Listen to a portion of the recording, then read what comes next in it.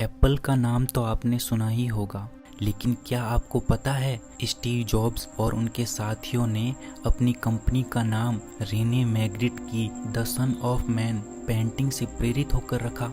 इसी एप्पल से प्रेरित होकर जो इस पेंटिंग में दिखाई दे रहा है। सन 2013 में फोर्ब्स ने इस बारे में आर्टिकल भी पब्लिश किया था कि किस तरह एप्पल कंप्यूटर कंपनी का रेने मैग्रिट की पेंटिंग ने नेतृत्व किया। इस वीडियो में हम इसी पेंटिंग के बारे में ऐसी बातें जानेंगे जो शायद ही आपने सुनी होगी। सो वीडियो को आखिर तक जरूर देखना।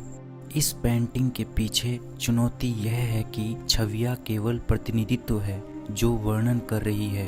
यह पाइप नहीं है, यह एक पाइप की छवि है। यह नेपोलियन नहीं है, यह नेपोलियन की तस्वीर है। यह एफिल टावर नहीं है, यह एफिल टावर की छवि है। मैग्रिट के लिए छवियों को विश्वासघाती बनाने वाला तथ्य यह है कि वे वास्तव में एक होने के बिना खुद को एक वस्तु के रूप में छिपाते हैं। आप देख सकते हैं कि कैसे मैग्रिट की पेंटिंग बनावट शैली की कमी के बावजूद फिर भी आकर्षक लग रही है। द सन ऑफ मैन मैग्रिट की प्रसिद्ध पेंटिंग्स में से एक है जो कोई अपवाद नहीं है। उनके कई अन्य कार्यों की तरह यह एक आश्चर्यजनक रूप से सरल छवि है। इस उत्तम रचना में औपचारिक कपड़े पहने एक व्यक्ति एक बॉलर हैट पहने समान रूप से साधारण बैकग्राउंड के सामने सख्ती से खड़ा है, जिसमें आकाश और समुद्र भी शामिल है। अगर यह एक चीज के लिए नहीं होता तो इस तस्वीर से ज़्यादा बेस्वाद, फीका और कुछ नहीं होता। हरा एप्पल आदमी का चेहरा छुपा रहा है। कम से कम यह चेहरे को आंशिक रूप से तो छुपाता है। ठीक है, तो आपके पास एक स्पष्ट प्रतीत आभासी चेहरा है। सेब दृश्यता को छुपा रहा है, लेकिन जो छुपा हुआ है वो व्यक्ति का चेहरा है। यह कुछ ऐसा है जो लगातार हो रहा है। हम जो कुछ भी देखते हैं वह एक और चीज छुपाता है। हम हमेशा चाहते हैं कि हम जो देखते हैं उससे क्या छिपा है देखें। इसमें दिलचस्पी है जो छिपी हुई है और जो दृश्य हमें नहीं दिखाता है। यह दिलचस्पी काफी तीव्र भावना का रूप ले सकती है। संघर्ष की कमी कोई कह सकता है। दृश्य जो छिपा हुआ है और दृश्य जो मौजूद है। मुझे उस दृश्य के बीच खिंचाव का विचार बिल्कुल पसंद है, जो छिपा हुआ है और जो मौजूद है, क्योंकि यह एक पेंटिंग में होने की नई स्थिति बनाता है। समझाता हूँ, कुछ चीजें जो दिखाई दे सकती है वे है, उदाहरण के लिए नाइट हॉक्स को लेते हैं। दृश्य वही है जो हम देख सकते हैं, खाने वाला, खाली गली, ग्राहक, क्लर्क। हालांकि कुछ चीजें अदृश्य भी हो सकती है, लेकिन हम वास्तव में उनकी परवाह नहीं करते हैं। जरा कल्पना कीजिए कि इस आदमी के पीछे किसी तरह का एक एप्पल है। अगर यह इस पेंटिंग में अदृश्य है, अगर हमें इस अदृश्य चीज के बारे में जानकारी नहीं है, तो हो सकता है कि वह मौजूद न हो। हम वास्तव में परवाह नहीं करते हैं।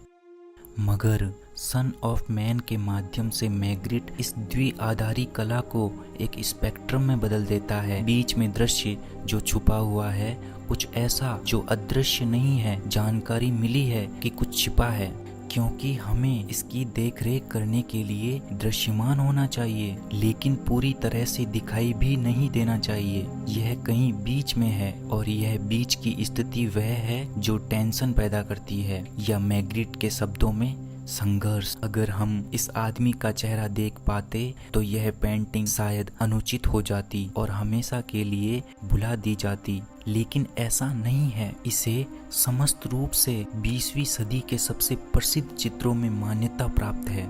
लेकिन क्यों? पेंटिंग खुद को दृश्य और अदृश्य के बीच चौराहे पर स्थित करती है, एक प्रकार का असंतुलन जो पेंटिंग को अलग बनाता है। लेकिन मैं यह कहने के लिए तैयार हूँ कि इस पेंटिंग की सफलता का कारण इसका असंतुलन नहीं है, बल्कि सम्मोहकता है। द सन ऑफ मैन की इस मोहकता का पता लगाने के लिए मैं ब्रीफली इसकी धार्मिक व्याख्या पर ध्यान देना चाहता हूँ, मुख्य रूप से सेब के महत्व पर। मैग्रिट ने अन्य चित्रों में अपने सब्जेक्ट के चेहरे को कपड़े, पक्षियों या फूलों के साथ कवर किया, लेकिन एप्पल कम से कम मेरे लिए अधिक प्रेरक है। सेब ईसाइयों के लिए दो चीज का प्रतीक हो सकता है, ज्ञान और लालच। इसे ज्ञान के फल के रूप में जाना जाता है, जबकि मनुष्य के पुत्र के रूप में। जबकि मनुष्य के पुत्र में यह जानकारी छुपाता है, यह ज्ञान नहीं लाता बल्कि छुपाता है। एप्पल भी प्रलोभन का प्रतीक है। द सन ऑफ मैन में यदि लालच नहीं है तो एप्पल क्या है? जैसा कि हमने पहले स्थापित किया था, अगर सेब मौजूद नहीं होता तो हम पेंटिंग की परवाह नहीं करते, लेकिन सेब के साथ हम करते हैं। हमारी जिज्ञासा जगाती है। कुछ अनोखा उदाहरण लेते हैं। अगर आपको एक एप्पल मोबाइल खरीदना हो और कोई आपको बिना एप्पल लोगो वाला मोबाइल बेच रहा हो तो आप इसकी परवाह नहीं करोगे, लेकिन एप्पल होने पर करते हो, क्योंकि हमारी जिज्ञासा जगाती है। हमें पता है सेब के पीछे क्या है। हम जानते हैं कि ये उबाऊ है। हम जानते हैं कि हम वास्तव में परवाह नहीं करते हैं, फिर भी हम करते हैं। हम ऐसा क्यों करते हैं? इसका कारण यह है कि मैग्रिट हमें बहका रहा है। सब कुछ प्रकट न करके मैग्रिट एक रहस्य बना रहा है। ठीक ऐसा ही इस एप्पल में भी एक टुकड़ा गायब है।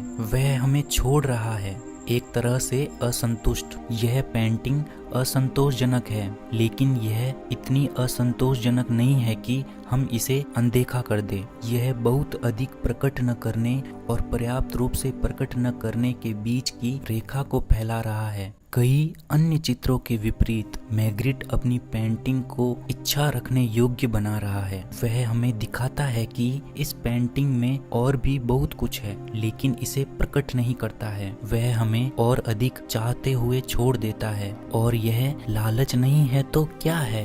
वो हमें और अधिक चाहते हुए छोड़ देता है।